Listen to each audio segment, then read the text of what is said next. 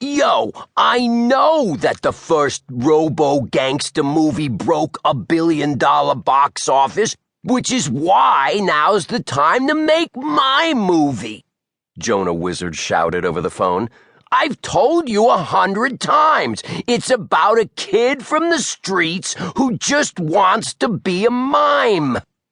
He paced through his swank living room, gesturing wildly. Giant black and white photographs of Jonah gazed down from the walls of the room, and sunlight streamed in from the floor-to-ceiling windows that looked over his infinity pool. Beyond it, Los Angeles shimmered in the heat of midday. The sky over Los Angeles was turning gold and red with the sunset. The palm trees that ran along the city streets cast long shadows, and streaks of soft pink light painted the stark white walls of the wizard crib with delicate stripes.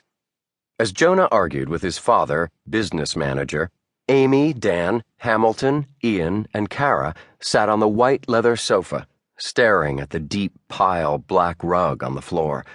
It seemed to change color the longer you stared at it, blue-black to black-blue to black-black to off-black. Amy hadn't even known off-black was a color.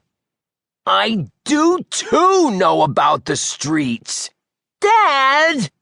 Jonah's voice grew shriller than Amy Cahill had ever heard it. The sound pierced through her exhaustion, through her worry, and made her want to toss her teenage superstar cousin's phone out the window. But she couldn't interrupt him. The money he made off his Hollywood career was the only money they had, now that an old man calling himself the Outcast had staged a coup to take over the Cahill family and cut off all of their access to the Cahill bank accounts, even the secret ones. Amy had been all too happy to hand over the reins of the Cahill family to Ian Cabra, who had been all too happy to take over leadership of the most powerful family in the world. He'd said it was the role he was born to play. He didn't get to play it for long.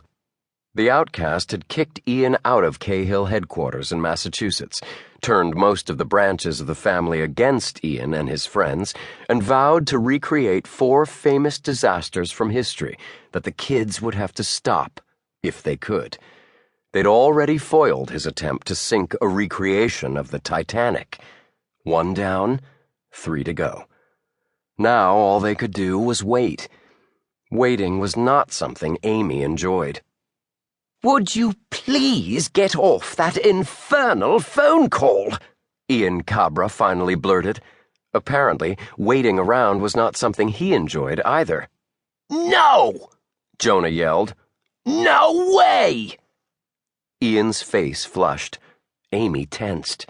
When Grace Cahill, Amy's grandmother, had been in charge of the family, she would never have allowed her authority to be so openly defied.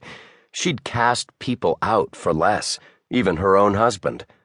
And Amy knew for certain that Ian's parents had killed people for less. Amy wondered what Ian might do.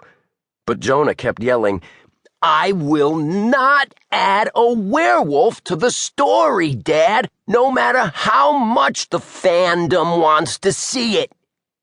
Jonah ended the call. He hadn't been yelling at Ian at all. He'd been yelling at his father.